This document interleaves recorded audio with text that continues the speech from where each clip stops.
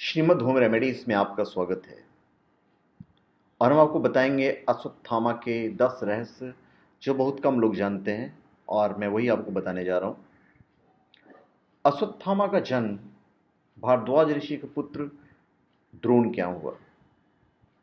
उनकी माता ऋषि शरद्वान की पुत्री कृपि थी। द्रोणाचार्य का गोत्र अंगिरा था। तपस्यारत द्रोण ने पितरों की आज्ञा से संतान प्राप्ति हेतु कृपि से विवाह किया। कृपि भी बड़ी ही धर्मज्ञ, सुशील और तपस्विनी थी। दोनों ही संपन्न परिवार से थे। जन्म लेते ही अश्वत्थामा ने उच्च श्रवा मतलब अश्व उच्च श्रवा के समान घोर शब्द किया, जो सभी दिशाओं और व्योम में गूंज उठा। तभी आकाशवाणी हुई कि इस विशिष्ट बालक का नाम अश्वत्थामा होगा। दूसरा रहस्य, अश्वत्थामा के जन्म के बाद द्रोण की आर्थिक स्थिति गिरती गई। घर में कुछ भी खाने को नहीं बचा। विपन्नता आ गई। इस विपन्नता को दूर करने के लिए द्रोण परशुराम जी से विद्या प्राप्त करने उनके आश्रम गए। द्रोण आश्रम से लौटे तो घर में गाय तक नहीं थी। अन्य ऋषि कुमारों को दूध पीते देख अश्वत्थामा दूध हेतु रोता था, और एक दिन द्रोण ने देखा कि ऋषि कुमार चावल के आटे का घोल बनाकर अश्वत्थामा को पिला चुके हैं, और अबोध बालक अश्वत्थामा मैंने दूध पी लिया यह कहते हुए आनंदित हो रहा है। यह देख द्रोण स्वयं को धिक्कार उठे। इससे यह सिद्ध होता है कि अश्वत्थामा ने अपना बचपन जैसे तैसे खा पीकर बिताया था। उनके लिए घर में पीने को दूध तक नहीं होता था, लेकिन जब वे अपने मित्रों के बीच रहते थे तो झूठ ही कह देते थे कि मैंने तो दूध पी लिया। अभी तीसरा रहस्य, पिता ने जब बालक अश्वत्थामा की अवस्था देखी तो उन्हें खुद को इसका दोषी माना, और वे उसके लिए गाय की व्यवस्था हेतु स्थान स्थान पर घूमकर धर्मयुक्त दान के लिए भटके, लेकिन उन्हें कोई भी गाय देने नहीं मिली। अंत में उन्होंने सोचा कि क्यों न अपने बचपन के मित्र राजा द्रुपद के पास जाया जाए। वे अपने पुत्र अश्वत्थामा के साथ राजा द्रुपद के दरबार में जा पहुंचे।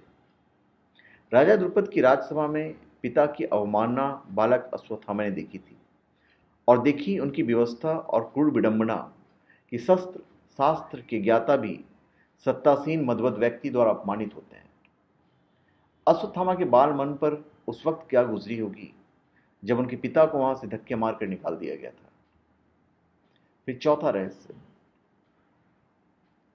अश्वत्थामा को लेकर द्रोण पांचाल राज्य से कुरु राज्य में हस्तिनापुर आ गए, और वहां वे कुरु कुमारों को धनुष बाण की शिक्षा देने लगे, पर वे कृप शास्त्र की शिक्षा देते थे। अश्वत्थामा भी पिता के इस कार्य में मदद करने लगा। वे भी कुरुओं को वान विद्या सिखाते थे। बाद में द्रोण कौरवों के आचार्य बन गए। उन्हें दुर्योधन सहित अर्जुन आदि को शिक्षा दी। आचार्य के प्रति उदारता दिखाते हुए पांडवों ने गुरु दक्षिणा में उनको द्रुपद का राज्य छीन कर दे दिया। बाद में द्रोण ने आधा राज द्रुपद को लौटा दिया, और आधे को उन्होंने अश्वत्थामा को दे दिया था। उत्तर पांचाल का आधा राज्य लेकर अश्वत्थामा वहां के राजा बन गए, और उन्होंने अपने राज्य की राजधानी अहिच्छत्र को बनाया। अब द्रोण भारत भर में सबसे सर्वश्रेष्ठ आचार्य थे। कुरु राज्य में उन्हें भीष्म, धृतराष्ट्र, विदुर आदि से पूर्ण सम्मान प्राप्त था। अतः अभाव के दिन हमेशा के लिए विदा हो गए। अब पांचवा रहस्य, अश्वत्थामा जीवन के संघर्ष की आग में तपकर सोना बना था। महान पिता द्रोणाचार्य से उन्होंने धनुर्वेद का ज्ञान प्राप्त किया था। द्रोण ने अश्वत्थामा को धनुर्वेद के सारे रहस्य बता दिए थे। सारे दिव्यास्त्र, आग्नेयास्त्र, वरुणास्त्र, पर्जन्यास्त्र, वायव्यास्त्र, ब्रह्मास्त्र, नारायणास्त्र, ब्रह्मशीर आदि सभी उसने सिद्ध कर लिए थे। वह भी द्रोण भीष्म परशुराम की कोटि का धनुर्धर बन गया था। कृप, अर्जुन व कर्ण भी उससे अधिक श्रेष्ठ नहीं थे। नारायणास्त्र एक ऐसा अस्त्र था जिसका ज्ञान द्रोण के अलावा महाभारत के अन्य किसी योद्धा को नहीं था। यह बहुत ही भयंकर अस्त्र था। अश्वत्थामा के ब्रह्मतेज, वीरता, धैर्य, तितिक्षा, शास्त्र ज्ञान, नीति ज्ञान, बुद्धिमत्ता के विषय में किसी को संदेह नहीं था। दोनों पक्षों के महारथी उसके शक्ति से परिचित थे। महाभारत काल के सभी प्रमुख व्यक्ति अश्वत्थामा के बल, बुद्धि व शील के प्रशंसक थे। भीष्म जी रथियों व अथिरथियों की गणना करते हुए राजा दुर्योधन से अश्वत्थामा के बारे में उनकी प्रशंसा करते हैं, किंतु वे अश्वत्थामा के दुर्गुण भी बताते हैं। उनके जैसा निर्भीक योद्धा कौरव पक्ष में और कोई नहीं था। छठा रहस्य मैं आपको बताने जा रहा हूं। जब राक्षसों की सेना ने घटोत्कच के नेतृत्व में भयानक आक्रमण किया तो सभी कौरव वीर भाग खड़े हुए। तब अकेले ही अश्वत्थामा वहां पे अड़े रहे। उन्हें घटोत्कच के पुत्र अंजन पर्वा को मार डाला। साथ ही उन्होंने पांडवों की एक अक्षौहिणी सेना को भी मार डाला और घटोत्कच को घायल कर दिया। अश्वत्थामा कौरव सेना के प्रधान महारथी थे। कुरुराज ने अपने पक्ष की 11 अक्षौहिणी सेना को 11 महारथियों के सेनापतित्व में संगठित किया था। ये थे द्रोण, कृप, शल्य, जयद्रथ, सुदक्षिण, कृतवर्मा, अश्वत्थामा, कर्ण, भूरिश्रवा, शकुनी और बाहलिक। अतः अश्वत्थामा 11 सेनापतियों में एक प्रमुख स्थान रखता था। इधर युद्ध में अर्जुन, कृष्ण, युधिष्ठिर, भीम, नकुल, सहदेव, द्रुपद, धृष्टद्युम्न तथा घटोत्कच आदि लड़े थे। उनके रहते भी उन्हें देखते ही देखते अश्वत्थामा ने द्रुपद, सूतसुरत और शत्रुंजय, कुंती भोज के 90 पुत्रों तथा बलानिक, शतानिक, जयासव, श्रुताहय, हेमामाली, पृषद्र और चंद्रसेन जैसे वीरों को रण में मार डाला और युधिष्ठिर की सेना को भगा दिया था। अश्वत्थामा द्वारा किए जा रहे इस विध्वंस को देखते हुए पांडव पक्ष में भय और आतंक व्याप्त हो गया था। अब अश्वत्थामा को रोका जाना बहुत जरूरी हो गया था। सभी इस प्रकार विचार करने लगे थे, अन्यथा अगले दिन हार निश्चित थी। अभी 7वां रहस्य मैं आपको बताने जा रहा हूं। भीष्म के सर सैया पर लेटने के बाद 11वें दिन के युद्ध में कर्ण के कहने पर द्रोण सेनापति बनाए जाते हैं। दुर्योधन और शकुनी द्रोण से कहते हैं कि युधिष्ठिर को बंदी बना लें तो युद्ध अपने आप खत्म हो जाएगा। तो जब दिन के अंत में द्रोण युधिष्ठिर को युद्ध में हराकर उसे बंदी बनाने के लिए आगे बढ़ते हैं कि अर्जुन आकर अपने बाणों की वर्षा से उन्हें रोक देता है। नकुल युधिष्ठिर के साथ थे। वह अर्जुन भी वापस युधिष्ठिर के पास आ गए। इस प्रकार कौरव युधिष्ठिर को नहीं पकड़ सके। लेकिन द्रोण की संहारक शक्ति को बढ़ते जाने से पांडवों के खेमे में दहशत फैल जाती है। पिता पुत्र ने मिलकर महाभारत युद्ध में पांडवों की हार सुनिश्चित कर दी थी। पांडवों की हार को देखकर श्री कृष्ण ने युधिष्ठिर से छल का सहारा लेने को कहा और इस योजना के तहत युद्ध में यह बात फैला दी गई कि अश्वत्थामा मारा गया। लेकिन युधिष्ठिर झूठ बोलने को तैयार नहीं थे। तब अवंतीराज के अश्वत्थामा नामक हाथी का भीम द्वारा वध कर दिया गया। इसके बाद युद्ध में यह बात फैला दी गई कि अश्वत्थामा मारा गया। जब गुरु द्रोणाचार्य ने धर्मराज युधिष्ठिर से अश्वत्थामा की सत्यता जाननी चाहिए तो उन्होंने जवाब दिया, अश्वत्थामा मारा गया परंतु हाथी। श्री कृष्ण ने उसी समय शंखनाद किया, जिसके शोर के चलते गुरु द्रोणाचार्य आखिरी शब्द हाथी नहीं सुन पाए और उन्हें समझा कि मेरा पुत्र मारा गया। यह सुनकर उन्होंने शस्त्र त्याग दिया और युद्ध भूमि में आंखें बंद करके शोक में डूब गए।